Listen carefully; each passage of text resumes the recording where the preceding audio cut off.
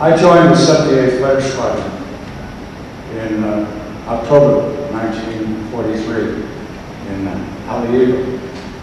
And my first death of a squadron mate occurred when Bill Sutherland died in mid-air collision with Howard Edmondson. Edmondson died 4 months later when he flew a P-47 into the side of the mountain. Ed Green died. Ed Green from Massachusetts died. When he got into a flat spin in a P-47, he couldn't pull out. We transferred to P-51s, and I was standing on the field at Bellows, watching 16 airplanes do aerobatics above me when a young sailor asked me, "Do you know about Ferris?" And I said, "Yes." He said, "Do you know where he is?" I said, "Yes. He's the last man in that 16-ship formation doing a loop." And as I said that, the 16th airplane exploded, and little pieces of aluminum shined in the sun, and we watched Bob Ferris disappear.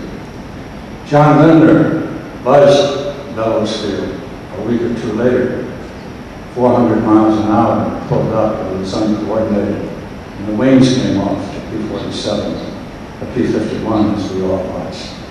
On March 7, 1945, we landed on Iwo Jima, a little dirt strip at the foot of Mount Suribachi, and we strafed for the Marines for 30 days. They loved us, and we loved them. Semper Fi to all of the Marines. On April 7th, we flew the first 8-hour long-range mission ever flown over Japan, escorting B-29s. I flew on that mission. The next mission, on April 12th, Steve White was hit and was losing his fuel, and he bailed out. And the chute never got open, and Jim Tapp, our squadron commander, followed him down into the sea. Then Williams was killed, and then Whiteman, and then Reitman, and then Whalen all disappeared. We had a little island that we strafed called Chichijima, and Lee Barguer in the 78 pulling out of a strafing room, and the Japanese exploded a bomb underneath his airplane, and he exploded and was gone. And Dick Schroepel was following me down. I was leading 8 airplanes in a strafing room, and he got hit, bailed out, made it to the sea, swam out to sea. We called for a gunboat. The B-17 dropped a lifeboat to him. He got in, and then he was killed by mortar fire from the Japanese. On May 30th, Memorial Day, 1945, I shot down a Zero, overtook him. Danny Mathis from Augusta, Georgia, North Augusta, South Carolina, was on my wing. When we got back to Iwo Jima, our film showed that both of us had hit that Zero, and we got a credit for a half each. I had a toothache, and 4 wisdom teeth were pulled. And Danny Mathis was given my shot, leading a flight to Osaka. An hour after they took off from Iwo Jima, they entered a cloud, a storm.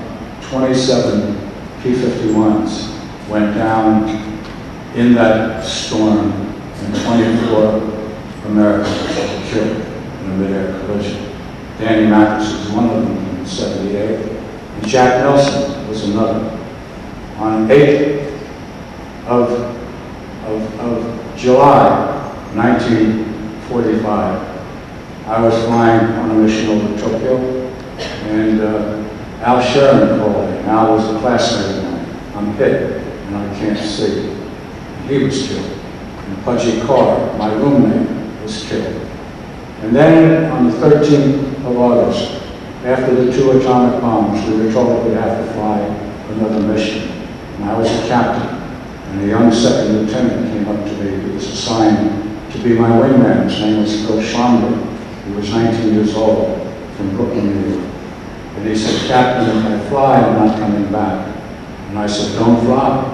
Let's go to see Doc Lewis." He said, "No, I'm going to go." I said, "Stick close to me. Stay on my wing. Nothing is going to happen because the war is going to be over. And they're going to broadcast the code word Ohio while we're flying to Tokyo. They never broadcast that code word. And Danny and Phil and I went down in straight airfields near Tokyo. When somebody called in that they had 90 gallons of gasoline left, we all had to leave to go back because we needed 90 gallons to get back to Iwo Jima. 90 gallons was called, and Phil was on my wing. And we headed out to the B-29 that was going to navigate us back, and I entered the cloud. And when I came out of the cloud, Phil Schomburg was gone. Nobody heard him, nobody saw anything. When we got back to Iwo Jima, we found out that the war had been over for 3 hours. And Phil must have been the last man killed in a fighter mission over Japan.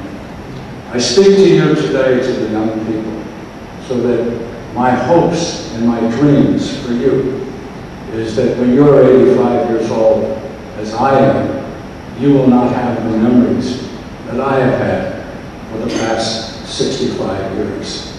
I hope that we and you can find a way for all of us to live in unity with all of humanity and in harmony with all of nature, and so that we can live in peace. On the 20th of June, 1945, 23 young Americans were killed in a mid-air collision of two B-29s over Shizuoka, Japan. The 23 Americans were buried by a Japanese man, Fukumatsu Hiko, and he created a monument to them and holds a ceremony on the Saturday closest to June 20th every year. One of the young men was named Newton Town, who was from Portland, Maine. He was 22 years old, he was married, had 2 children. His daughter Lizzie was 3 years old, and his son Newton Jr. was 1. His mother and father didn't find out for months that he was gone. And when they found out, his mother wrote this poem. I hope I can read it to you. It says, "Dear brave little service lad, so long you have been true, keeping your daily vigil with your bright little star of blue. Today I will put you away, someplace where you will never be lost, for future generations to cherish. May they never know the cost. Our firstborn will never return, little service flag. He dwells with the knights of old, and in my mother's sorrowing heart, your blue star has turned to gold. You did your part, little service flag, and now you have earned your rest. He left, unafraid to battle, for my son was one of the best. Wherever he fell, little service flag, the Pacific blue water on Oriental side, we know his brave young soul is safe, in peace, at home with God. Mother, thank you very much."